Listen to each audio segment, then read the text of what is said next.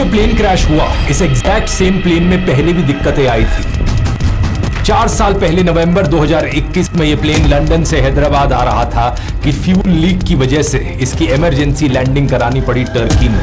Boeing की जिस factory में प्लेन्स बन रहे थे, उस फैक्ट्री के वर्कर्स से जब अंडर कवर जाकर पूछा गया क्या आप इस प्लेन में कभी ट्रैवल करना चाहोगे, तो उन्होंने साफ इनकार कर दिया। You flying one?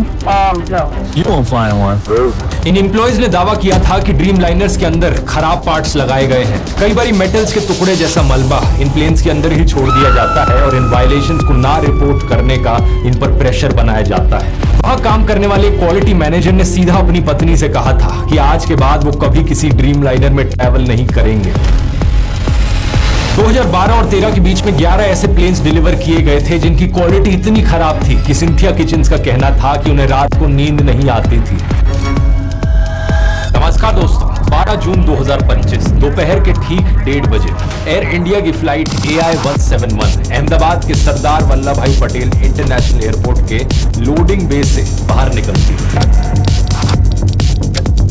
अब वैसे तो इसे दोपहर के 1:10 पर ही लंदन के लिए उड़ान भर लेनी चाहिए थी, लेकिन आज ये फ्लाइट लेट थी। यहाँ इस्तेमाल किया जा रहा था बोइंग का 787 ड्रीम लाइनर हवाई जहाज और इस दिन ये इस प्लेन की पहली फ्लाइट नहीं थी। इससे पहले करीब 12 घंटे पहले ये प्लेन पेरिस से दिल्ली आया था और फिर सुबह इसने दिल्ली से अहमदाबाद की फ्लाइट ली। इसी फ्लाइट में बैठे थे एक पैसेंजर आकाश वत्सा, जिन्होंने एक बड़ी ही अजीब चीज नोटिस करी। इन्होंने देखा कि प्लेन के विंग फ्लैप्स लगातार ऊपर नीचे हो रहे थे और प्लेन का एसी भी ठीक से काम नहीं कर रहा।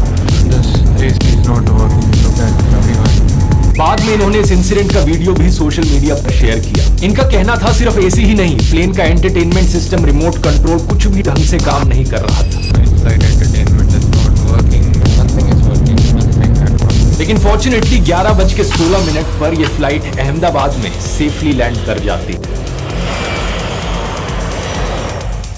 करीब 12:20 पर इस प्लेन की रीफ्यूलिंग करी जाती है और एग्जैक्टली 42 मिनट्स का समय लगता है इस प्लेन में फ्यूल भरने में, जो कि यूजुअल से थोड़ा सा ज्यादा है। आमतौर पर 30 से 35 मिनट का समय लगना चाहिए। एक DGCA के ऑफिशियल बाद में इंडियन एक्सप्रेस को बताते हैं कि ये कोई आउट ऑफ ऑर्डिनरी चीज नहीं थी। थोड़ा सा ज्यादा समय लग सकता है फ्यूल भरने में एक ऐसी मैक्स पेलोड फ्लाइट के लिए, लेकिन जब फ्यूल भर रहा था पैसेंजर्स प्लेन में चढ़ रहे थे। एग्जैक्टली 242 लोग इस प्लेन में चढ़ते हैं। 230 पैसेंजर्स, 10 क्रू मेंबर्स और 2 पायलट्स। प्लेन की कमांड संभाले हुए थे कैप्टन सुमित सबरवाल, जिनके पास 8200 आवर्स का फ्लाइंग एक्सपीरियंस था। इनके साथ थे को पायलट क्लाइव कुंदर, जिनके पास 1100 घंटे का फ्लाइंग एक्सपीरियंस था। दोपहर के 1:31 पर यह प्लेन एक्टिव रनवे की तरफ जाना